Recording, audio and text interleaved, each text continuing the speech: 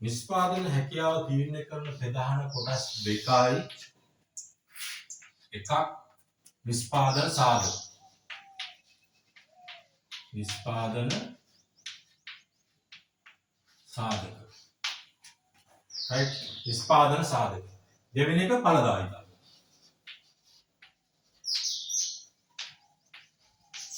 ඵලදායීතාව. right? නිෂ්පාදන සාධක මොනවද තියෙන්නේ? පළවෙනි එක භූමිය. භූමියට ගෙවන්නේ බදු කුලි. බදු කුලි තමයි භූමියට ගෙවන්නේ. right? භූමිය කියන්නේ මොකද්ද? ඒ සබාදහමෙන් ලැබිලා තියෙන පොළව මතු පිට ඇතුළත සහ මේ ආස්තලයේ තියෙන මේ පොළොව සීමාවේ තියෙන දේවල්. එතකොට භූමිය එක රටකට ඒ රටේ දේශ සීමාව ඇතුළත තියෙන මුහුදු සීමාවත් එක්ක අදාළ කොටස භූමිය ලෙස සැලකෙනවා. right? එතකොට ශ්‍රමයට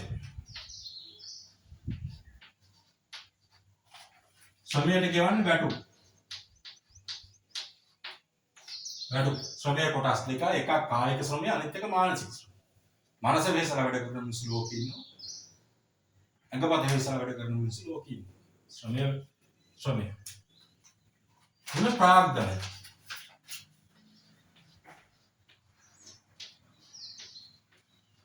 ප්‍රාග්ධනයේ පොලි.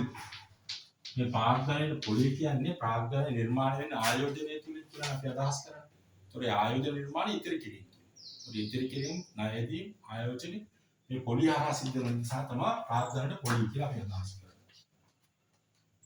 ඒතොර ප්‍රාග්ධනයේ ආර්ථිකයක ප්‍රාග්ධන සම්පාදනය කරන ප්‍රධාන කොටස් දෙකක් ඉන්නවා. එකක් රජය. රජය අය ප්‍රාග්ධන වියදම් හරහා ආර්ථිකයක ප්‍රාග්ධන සම්පාදනය කරනවා. රජයේ ගොඩනැගිලි, එතකොට මහා මාර්ග, ගව්වමුළු, ඇලවේලි, එතකොට විදුලි බල පද්ධතිය, ජල සම්පාදන පද්ධතිය, right? මේ වගේ රජයේ ප්‍රධාන ප්‍රාග්ධන සම්පාදනය ක්‍රම. අන්තිම පුද්ගලිකාංශ. ඒතර පුද්ගලිකාංශයේ ප්‍රාග්ධන සම්පාදනය කරන්නේ යාළගේ ස්ථාවරවත්කම් තියෙනවා, ස්ටෝස් තියෙනවා, ගබඩා පාසුකම් තියෙනවා, කර්මාන්ත ශාලා තියෙනවා, ගොඩනැගිලි, යාළගේ ආයතන සපෝට් වෙන තියන්න තියෙන වාහන, ලොරි වෙන්න පුළුවන්. හරි? යාළගේ ඒතර ආයතනයේ පැවැත්ම කරගෙන යන මේ ෆර්නිචර් අයිටම්, right? ඒවා වෙන්න පුළුවන්. ඒවා ඔක්කොම ප්‍රාග්ධන නිෂ්පාදන ආධාරක අවුරුදුකට වැඩි කාලයක් පවතින දිගුකල් පවතින නිෂ්පාදන ආධාරක ප්‍රාග්ධන. right? එක දෙයක් මොකද කියනවා? නිවසක් ප්‍රාග්ධනය වෙන්නේ නැහැ. ගෙදරක තියෙන වාහනයක් ප්‍රාග්ධනය වෙන්නේ නැහැ. මොකද ඒක පරිභෝජන වාහනයක්. ඒක පරිභෝජනයට තමයි තියන් ඉන්නේ. ඒක නිෂ්පාදනයට දායක වෙන්න තියාගෙන නැහැ. right? ඒක ප්‍රාග්ධනය නෙවෙයි. ඊට පස්සේ ව්‍යවසායකත්වය.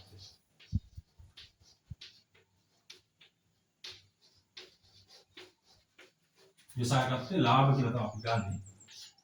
right? ව්‍යවසායකත්වයේ රාජ්‍යංශ ව්‍යාපාර තියෙනවා. ඒකවල රජයේ සමාජ සුබ සාධන සහ ලාභ අරමුණු කරගත් ව්‍යාපාරක් තියෙනවා රජයේ. මේ දෙකම තියෙනවා.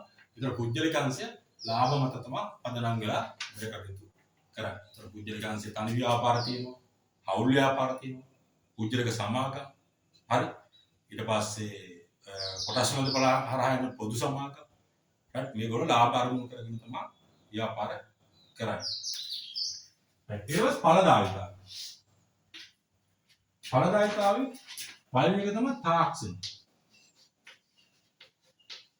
මේ තාක්ෂණය කොහොමද ඵලදායීතාවය? right? දැන් අපි තාක්ෂණයේ දියුණුවම මේ එකපාරටම ලෝකෙ මොනවද මම මේ විවේචනයක් කරනවා. ඒක තියෙනවා හැමදේම තියෙනවා. දැන් බ්ලූටූත් එකක් කනේ ගහගෙන ෆෝන් එකේ ඇප් එකක් මේ වැඩිපුර දැනගත්තාම මේ ඒක තාක්ෂණය තමයි. අපි හිතන්නේ ඒ සමහරව හිතන්නේ ඕක විතරනේ තාක්ෂණය. නෑ. තාක්ෂණය කියන්නේ ඊට වඩා ගොඩාක් එහායි. අපිට නොපෙනෙන පැතිකඩවලින් තාක්ෂණ හොයාගෙන මේ මිනිස් සමාජයේ ප්‍රබුද්ධවත් කරන්න උත්සාහ දරන මිනිස්සු ලෝකේ ඕන තරම්. right? තාක්ෂණය. මොකද්ද? කුසි කර්මාන්තයේ තාක්ෂණ හොයා ගන්නවා කියන්නේ ලෝක ජනගහනය එන්න වැඩි වෙනවා. හැබැයි වගා කළ හැකි ඉඩම් ප්‍රමාණය වැඩි වෙනවා. වගා කරන දේ යම් සීමිත ඉඩම් ප්‍රමාණය. ඔක ලිපෙලි කරගන්න පුළුවන් සීමාවක් ඇති නැති සීමාවක්. එහෙනම් මොකද කරන්නේ? අස්වැන්න වැඩි කරන්න. අස්සන්න වැඩි කරනවා දෙමුම් බීජ ඊට පස්සේ අඩු කාලෙකින් වැඩි ඵලදාවක් දෙන භෝග ඕකත් තාක්ෂණය කෘෂි තාක්ෂණය right අලුත් යාන්ත්‍ර සූත්‍ර right ඕකත් තාක්ෂණය ඊට පස්සේ කර්මාන්තශාලා පැත්තට આવොත් එක පැත්තකින් කුසි නිෂ්පාදනයේ ඒව වැඩි වෙනකොට කර්මාන්තශාලා පැත්තට આવොත් දැන් කර්මාන්තශාලාවක කිරි නිෂ්පාදන ආයතනයක් ගැන හිතන්නකෝ. ගිහලවල දියර කිරි ටික මේ පැත්තෙන් දැම්මහම ඒක කිරි පිටි වෙලා පැක් වෙලා බෙල් සිස්ටම් එකකදී එහා පැත්තෙන් මේ ෆිනිෂ් ෆුඩ් එකක් දෙන නිමෝම් බහන්නක් දෙන එහා පැත්තේ ස්ටෝස් එකේ පැකින් කරලා මාකට් එකට වෙනදකට. right ඒක කොහොම රොබෝ සිස්ටම් මේ දාලා තියෙන ඔටෝමැටික් යන්ත්‍ර සූත්‍ර හරහා තමයි වෙන්නේ. right පරිගණක ගත කරලා දෙන්නේ හැමදේම. right ඕක එකක්. ඊට පස්සේ දැන් ඕක තව එකක් නිකන් හිතන්නකෝ අපේ රටේ මේ මහා පරිමාණ වී මොල් ටිකද? right ඒගොල්ලෝ එයාගේ වී ගබඩාවෙන් ස්විච් එකක් හරි මොකක් හරි දැම්මම ඒ වී ටික ඇවිල්ලා බොයිලර්ස් වලට යනවා. ඒව දැම්මෙනවා ඩ්‍රයර්ස් වලින් වේරෙනවා. ඒව වහම බෙල් සිස්ටම් එකේ යනවා. මැෂින් වලින් කෙටෙනවා.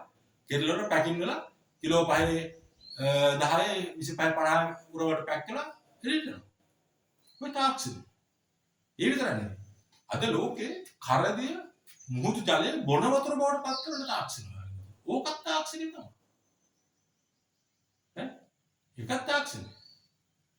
ඉතින් මේ ඔය තාක්ෂණය ඒ හැම දෙයකින්ම වෙලා තියෙන්නේ තාක්ෂණ හරහා සිද්ධ වෙන්නේ මේ එක්ක නිෂ්පාදනයට යන කාලය අඩු වෙනවා. නැත්නම් නිෂ්පාදනයේ ගුණාත්මක භාවය කල්පවත්ම වැඩි කරන්න පුළුවන්. එහෙම නැත්නම් නිෂ්පාදනයේ වෙන ප්‍රමාණය වැඩි කරන්න පුළුවන්. right? නැත්නම් අලුත් දෙයක් හොයාගන්න පුළුවන්. ඒ වගේ තාක්ෂණය හරහා කරන්න පුළුවන්. ඊළඟ මානව ප්‍රාග්ධනය.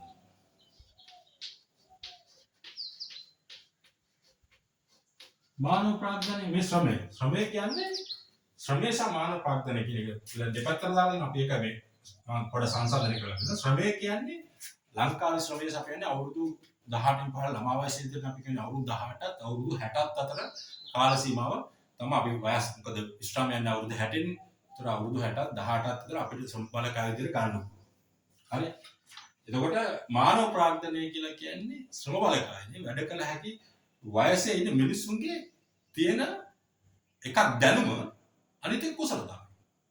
right? දැනුම කියන්නේ අධ්‍යාපන සුදුසුකම් වෙන්න පුළුවන්. right? වෘත්තීය සුදුසුකම් වෙන්න පුළුවන්. අනිත් එක අත්දැකීම්. right? අත්දැකීම් දැන් මොන වෘත්තීය සුදුසුකම තිබ්බත් අත්දැකීම් නැතුව සමහර වෘත්තීය ශේෂ්ඨයන් වල ගන්නෙ නැහැ. ඉතින් ඒක ඇත්ත කතාවක්. right? එතකොට මානව ප්‍රාග්ධනය එකක් අධ්‍යාපනික දැනුම අනිත් එක ප්‍රායෝගික මේ වෘත්තීය සුදුසුකම අත්දැකීම අනිත් එක මිනිස්සු සෞඛ්‍ය සම්පන්න වෙනවා. right? ලෙඩ ගොඩක් රටේ හිටියොත් වැඩ කරන ජනතාවක් නේ සෞඛ්‍ය සම්පන්න. right? මේ ඵලදායකයි. දුකුණතාවය. ඒතර මේ ඵලදායකයි වර්ධනය කරන්න රටක් මොකද්ද අධ්‍යාපනික ශාස්ත්‍රවල වැඩි ආයෝජනය කරන්න ඕන. right? සෞඛ්‍ය ශාස්ත්‍රවල ආයෝජනය කරන්න ඕන. ඵලදායකයි වැඩි දියුණු කරන්න. right? ඒතර වෘත්තීය උසස් අධ්‍යාපනය යන්න බැරි වෙන අයට වෘත්තීය සුසුකම් හදාගන්න පුළුවන් මාර්ග නිර්මාණය කරලා තියෙනවා. ඊට පස්සේ මේ රටේ වෙන රටවල් වල සේවයට යන කට්ටියට වෘත්තීය මාර්ගෝපදේශනයක් සහ අවශ්‍ය පුහුණුවීම් ලබා දෙනවා. මේ වගේ දේවල් මානව ප්‍රාග්ධනය නිර්මාණය කරන්න කරනවා. අනිත් එක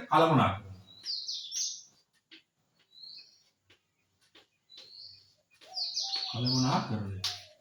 කළමනාකරණය. right. නිවැරදිව ඉතින් හැම දෙයක්ම කළමනාකරණය කරගන්නවා. එකක් දැන් කළමනාකරණයේ විශේෂපත්යෙන් ගත්තොත් යටින්ම තියෙනවා පිරිස් කළමනාකරණය.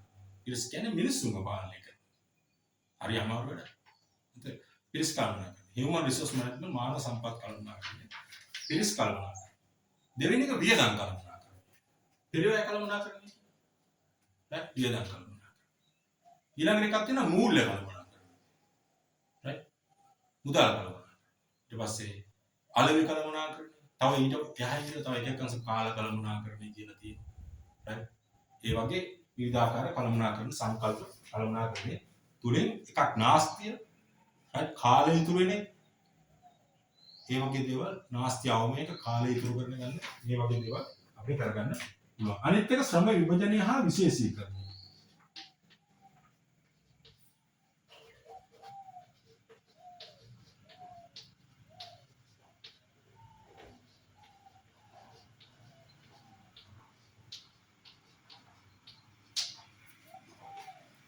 දැන් මෙහෙමනේ. දැන් මේ ගොඩක් ඔය දැන් 20ක් කියලා කියන්නේ අපි අලුතෙන් හොයාගත්ත දෙයක් නෙවෙයි. මම ලෝකෙට අලුතෙන් දෙයක් හොයාගන්න නම් මම විද්‍යාඥයෙක් වුණා. මේ කොහේ හොයාගෙන ක්‍රියාත්මක කරන දේවල් තමයි අපි දරුවන්ට ගන්න. අලුත්ම දෙයක් කොහේ මේ concept තියෙනවා. right? මේවා අපි ලෝකේ තියෙන දේවල්. අපි ලෝකෙට අලුතෙන් දෙයක් හොයාගත්තොත් එයා විද්‍යාඥයෙක් බවට පත් වෙනවා. එයා නව දෙයක් නේ ලෝකෙට හොයාගෙන තියෙන දේවල් තමයි. හැබැයි අපි මේවා තියෙනවා, අපි දැකලා තියෙනවා, අපි දන්නවද කියලා දන්නේ නැහැ. ඒක අපි මතක් කරගැනීමක් නේ කරන්නේ. අපි දන්න දෙයක් මතක් කරගන්නවා කියලා ඉගෙන ගන්නවා. දැන් ශ්‍රම විභජනය වුණාම මෙහෙම ගන්න. දැන් ඔතන තියෙනවා ගාමර් ෆැක්ටරි. පුළුවන් නම් ගිහිල්ලා බලන්න. මම උදාහරණයක් කියන්නේ.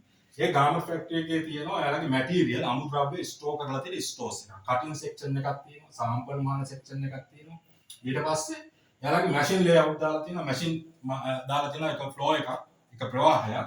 එතකොට මේ මැෂින් ලේඅවුට් එකේ මේ කටින් එකේ කට් එක ගෙනාවහම එක එක්කෙනාට එක කෑලි ගොඩවල් දීලා තියෙනවා. එක වර්ගයකින් ගොඩ. ඒතර එක්කෙනෙක් මේ කෑල්ල අනිත් එකට ඇටච් කරනවා, සම්බන්ධ කරනවා, අනිත් එක්කෙනා එහෙම සමහර එක මේ අඳුමක් මහලා ඉවරෙන්න 15ක් විතර මහන. 15 දිනක්.